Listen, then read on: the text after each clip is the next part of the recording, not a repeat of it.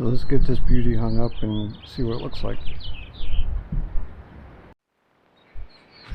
So this is a custom grizzly bear. It's made out of the Hexcam 5 Echo pattern on there.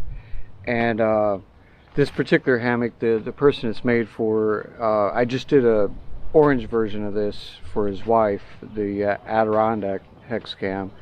And I'll put a picture of that up here right now. So let's get this hung up here and I'll show you what it looks like.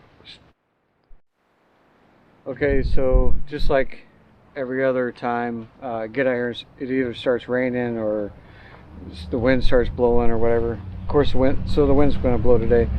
But this is the Hyper D 1.6, like I said, really nice fabric, but it's got the Hexcam 5 Echo pattern on it, and really looks good out in the woods. Unfortunately everything's really brown right now, so I couldn't get a really good shot, so I'll put a picture of this a hammock with the same pattern out in the woods in the summertime. I'll put that picture here. So what we've done is to mix up the color a little bit, we got this triangle piece is brown on each end. We did the Kelly green thread on there, which really looks nice. It stands out a little bit, but it's not obnoxious or anything.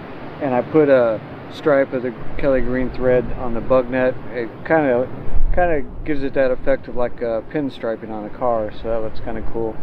And he asked for red stripes across the top here where the gross cane goes.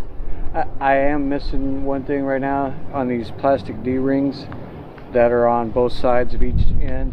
I forgot to put our little carabiners on there. I'll put them in there before I box it up. But and same thing as the other ones. It's got a zipper on both sides, and zipper opens up all the way to each end. Got these on this particular one. I got these green zipper pulls.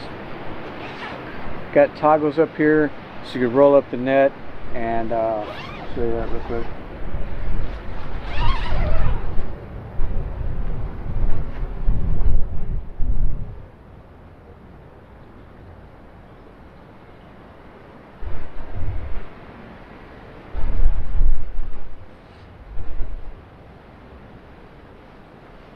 So you can roll up the net like this.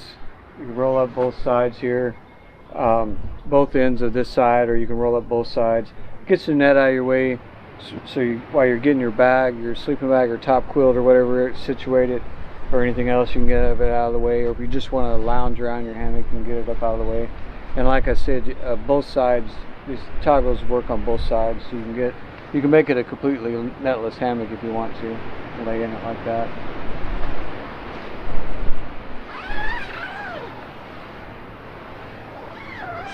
And so we got the toggles there, got the D-rings. This is these plastic D-rings, which we'll have our carabiners on here in a few minutes. That's for the URSA system. It stands for underquilt retention and stuff attachment. Sometimes with your underquilt, even with it on these underquilt hooks, it still wants to sag down a little bit, so you can hook it up into these carabiners up here. Gives you a little bit more, lifts up the quilt a little bit more, makes it fit snugger on each end, so you don't get those air gaps. And also, so that's the underquilt retention. The stuff attachment is if you just wanted to hang a random thing from the carabiner there, you know, like your jacket or any other random thing. We got the tie outs here. One thing I haven't really said much about in these videos about the tie outs. A lot of these hammocks have them. And somebody was asking me about them the other day. So most people that order the tie outs do exactly the same thing I did. I had tie outs on my first hammock. I like the idea of being able to really spread the hammock out and all that kind of stuff. Used them one time, never used them again. One thing is, so the advantage of them is they could really pull out your head end and foot end, and with you laying diagonally, your foot end should be about where this tie out is, and your head end should be about where that tie out is. So one thing people don't like about these, you figure if you got your tarp, especially if it's windy or kind of cold, and you got it like down in the A-frame, so your tarp's coming out to here, so you're trying to, every time you get in and out of the hammock to go outside the tarp, you're having to trip over these. They're shot cords, so they got some give and everything, but it's just something to fumble around with. So what I suggest for people that really want to use them is, if you're sleeping the same way all night long, head right, foot left in my case, I could put the one on the head right and the one on the foot left and really kind of stretch that material out to give it more, give me a little bit more room, kind of spread that fabric out. I don't really need the ones on the opposite, you know, diagonal, because I'm not sleeping that way, so I don't really need that fabric out of there. And another thing is, like, he's got these accessories inside the bag right here, I mean inside the hammock right here. And when you're laying in a hammock and laying at an angle, in my case head right and foot left, if my head's over there, it makes this wall of material kind of raise up, and then having this book bag and this organizer, it's kind of up there out of the way, it's easy to get to and everything, but I can't lift my arm up very much right now, my shoulder's messed up, but it lifts that wall of fabric up, and those organizers and bookshelves and everything hang in there perfectly. But when you're putting this other tie out on, it kind of pulls that fabric down, and now the bag's laying flat and it doesn't work as good and everything. So that's something to keep in mind with the tie outs. One, if you have these accessories on the inside and you have a tie out on that same side, it's not going to work as good. And also for people that kind of like the idea about the tie outs, but they don't want to be tripping over it, moving around and everything, if you lay, some people toss, they're all over the hammock throughout the night, so it wouldn't really work for them. But for me, I always lay head right, foot left. Even if I'm on my side, I'm still at that angle. So for somebody like me, if I only use head right tie out and the foot left tie out, then there's not as much to trip over. You know, I could just set it up where if this one, if I was using this tie out and not that one, I can just go in and out of the tarp on that side, and I don't have to worry about this at all, you know. Where if you got them both out, no matter which way you go, you're going to have to maneuver around it. So anyway, I'm going to show you a little bit closer up with some of the features here, and let you take a look at it, see what you think. Really like, you know, just that extra little touch of that thread on the bug nut. It just looks nice, you know, especially if you like pinstriping on cars and everything. And then, like I said, I got the tie outs here, I mean the zipper pulls, and they're on the inside too. And this cord is reflective too, so it makes it easier to see at night. And also when you're inside the hammock at night and trying to get out, it's a little bit easier to grab, you know, when you're reaching for something, to grab a hold of that instead of just that little bitty piece of metal. Makes it a lot easier with these little zipper pulls on there. And they're on the inside too. And let's see, so we got the pull-outs here, and they just clip on and off. If you don't want to use them, you can just clip them off of there and clip them back on when you want to use them. You got an underquilt here, hook here, and another one up here. It's the same thing on both sides of both ends. They got these three things on all the sides. And the best way to use these underquilts is if you're using a short underquilt, like a 3/4 length, then this lower hook works better for that. If you're using a full-size underquilt, then this top quilt works better for that. But you can kind of figure out what works best for you. Okay, if I get the wind to quit. So this is the book bag. It's about a 12-inch by, I think, 6 or 7-inch deep bag. And see how this bag is laying flat? That's what I'm talking about. If you have that tie out down, it's going to keep it more like that.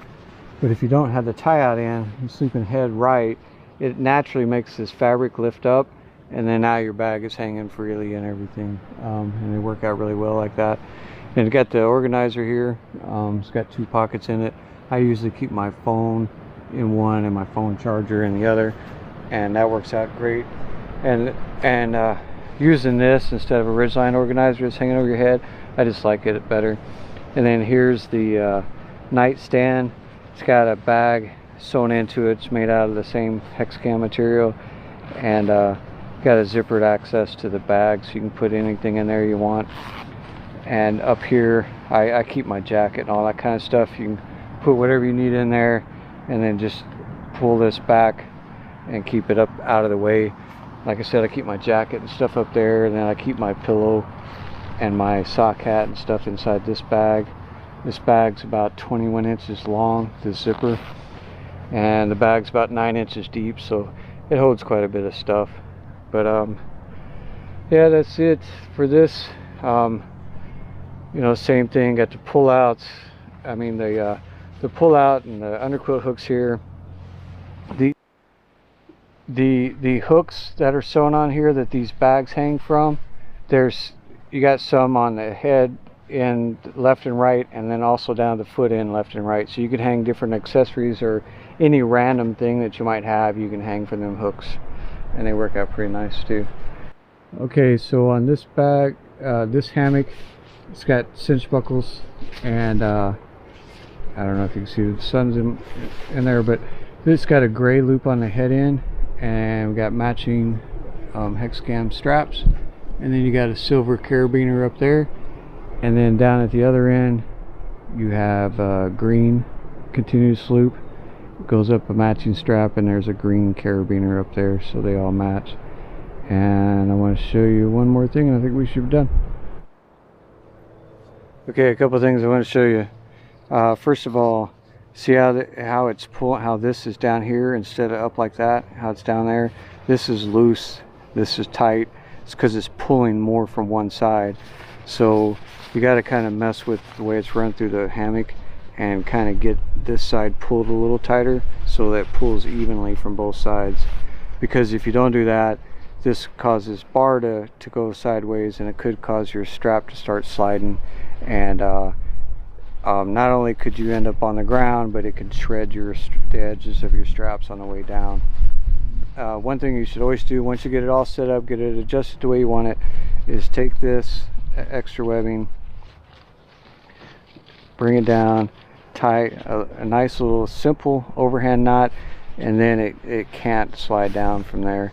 And this also makes a little water break too if you're if it's raining. You know, if your tarp's just up here a little ways, the strap's always outside of the tarp where it's going to the tree, and the water can run down the strap. The cinch buckle makes a water break, natural water break, but this also makes a water break so that the water doesn't run on down the line into your hammock. And then always, with all this extra strap hanging, I always try to tie it up out of the way. Just, you can leave it hanging loose like that, but if you have it on the ground, there's more of a chance of an animal getting a hold of it and chewing on it, making a toy out of it. So that's it. So Brooks, I wanted to get your final say on this. Is everything good to go? What do you think? Take a look at it. Is it good to go? You like it? High five. Come on, that's not a high five. Oh, you crazy dog. Okay, so he likes it. And as long as he says it's okay, this should be good to go. So hope you like it. When you get it, I'll be shipping it out tomorrow, assuming you check out the video and okay everything on it. I'll ship this out tomorrow and get it down there to you so you can start enjoying it. Thanks.